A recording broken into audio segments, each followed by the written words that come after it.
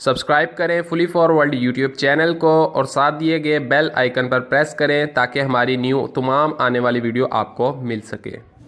अस्सलाम वालेकुम दोस्तों, आप देख रहे हैं फुली फॉरवर्ड यूट्यूब चैनल। मेरा नाम है आज़म और यहाँ पर आज की इस वीडियो में आपके सामने मौजूद है एक रेफ्रिजरेटर जिसमें डैनफॉस का जो है कंप्रेसर लगा है। तो इस रेफ्रिजरेटर में प्रॉब्लम कुछ यूँ है, 2-3 दिन से प्रॉब्लम ये है कि ये तकरीबन 5 मिनट चलती है और 5 मिनट बंद हो जाती है।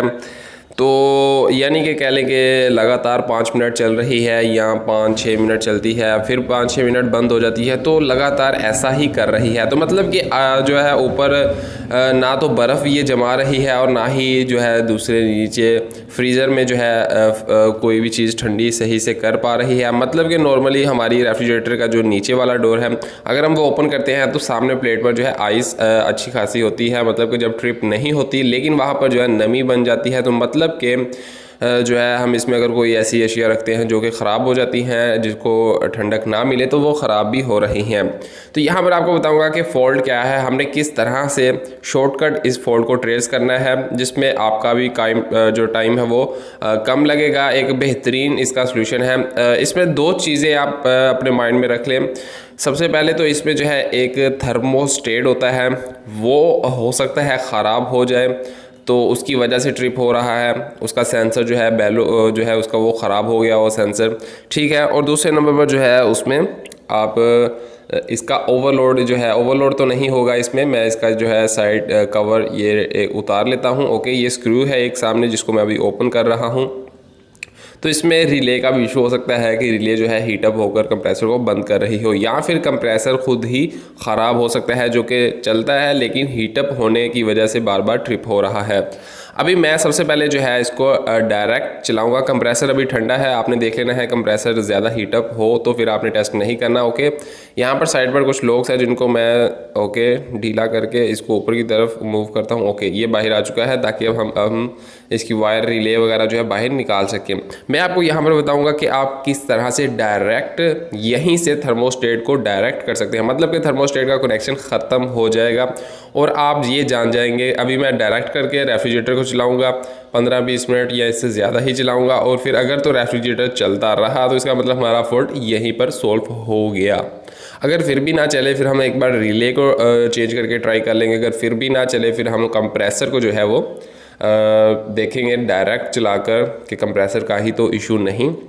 ओके, तो यहाँ पर जो है रिले बाहर आ चुकी है। डैनफॉस की ये इलेक्ट्रॉनिक रिले है, ठीक है। इसमें काफ़ी ज़्यादा वायर्स लगी होती हैं, लेकिन आपको शॉर्टकट बताऊंगा, सिर्फ आपने एक वायर ही चेंज करनी है जिससे आपका थर्मोस्टेट का कनेक्शन ख़त्म हो जाएगा और डायरेक्ट आपके कंप्रेसर को सप्लाई मिलेगी। ओके, रिले सामने रख लेता हूँ और ताकि आपको समझ भी आ जाए। ओके, तो यहाँ पर मैं आपको सबसे पहले बता दूं कि इसकी मेन वायर और एक ऊपर से जो फ्रिज में से आ रही है वो वाली वायर, 2 वायरें हैं। ये है इसकी मेन वायर ब्लैक वाली, और ये जो ऊपर से आ रही है फ्रिज में थर्मोस्टेट लैंप वगैरह लाइट वगैरह की, वो ये है। अभी ये जो वायर है ये आप देख सकते हैं, ये ब्लैक वाली है। इसमें जो है आप 2 कलर देख सकते हैं, ठीक है। 2 वायरें हैं जिसमें हमें जो है ब्राउन और ब्लू देखने को मिल रही है। ब्लू एक साइड पर लगी है, ब्लू न्यूट्रल के साथ कनेक्ट है, ये एक ही पॉइंट है दोनों वाला, ठीक है। तो ब्लू यानी कि न्यूट्रल पर कनेक्ट है। अब ये जो ब्लैक है, ब्लैक जो है आपने सिर्फ यहाँ से हटाकर जो इसकी मेन वायर की जो है हमारी ये ब्राउन वायर, ब्राउन जो है आपने ब्लैक की जगह लगा देनी है। ये जो मैंने अभी हटाई है, ठीक है, तो ये जो ब्राउन है इसकी जगह हमने लगा देनी है। ब्लैक जो मैंने हटाई है, इस पॉइंट के ऊपर कॉमन भी CB लिखा आपको देखने को मिल जाएगा। कॉमन आपके माइंड में सेव रहेगा कि कॉमन पॉइंट पर जो है आपने जो वायर है वो उतार देनी है और जो है ब्राउन वो आपने यहाँ पर लगा देनी है। यहाँ पर मैं आपको बता दूँ कि ये जो वायर है हमारी ब्लैक, ये आ रही है ऊपर से हमारे थर्मोस्टेट के आउटपुट से। तो मतलब कि इसने कंप्रेसर को कंट्रोल करना होता है, कूलिंग हो जाए तब भी, जब कूलिंग लो हो तब भी, ठीक है। यानी कि इसने ऑटोमेटिक ट्रिप करवाना होता है इसको कंप्रेसर को। तो हमने जो है ऑटोमेटिक ट्रिक जो है थर्मोस्टेट से इसको हटा दिया है और अब इसको डायरेक्ट कर दिया है। ओके, इसको आप अच्छे से टेप कर सकते हैं ताकि बॉडी के साथ कहीं टच ना हो। ओके, तो यहाँ पर मैं तकरीबन इसको 1 घंटे बाद अभी देख रहा हूँ, ठीक है इस रेफ्रिजरेटर को, और अच्छी खासी कूलिंग जो है इसमें हो चुकी है। मतलब कि नॉर्मली जो इसमें फॉल्ट आ रहा था वो फॉल्ट अभी हमें 1 घंटे में नहीं देखने को मिला। कह लेंगे 1 घंटे में 3-4 बार ये ट्रिप हो जाता था या फिर इससे भी ज़्यादा, लेकिन ये ट्रिप नहीं हुआ। कंडेंसर बहुत ही अच्छे से इसका हीटअप हो रहा है। मतलब कि हर चीज़ जो है इसकी अभी बिल्कुल सही वर्क कर रही है। तो इसी से हमें ये पता चल गया कि इसमें जो फॉल्ट है वो है थर्मोस्टेट का।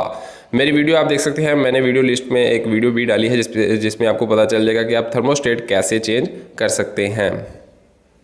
तो दोस्तों इस तरह से आप जो है इसको रेफ्रिजरेटर को डायरेक्ट करके अपना फॉल्ट जो है आसानी से कम टाइम में ट्रेस कर सकते हैं। मतलब कि आप नॉर्मली डायरेक्ट जाकर थर्मोस्टेट को ओपन करें, फिर बाद में पता चले वहाँ पर फॉल्ट नहीं है, फिर आप रिले ओवरलोड की तरफ आएँ, कंप्रेसर की तरफ आएँ, तो काफ़ी टाइम भी वेस्ट हो जाता है।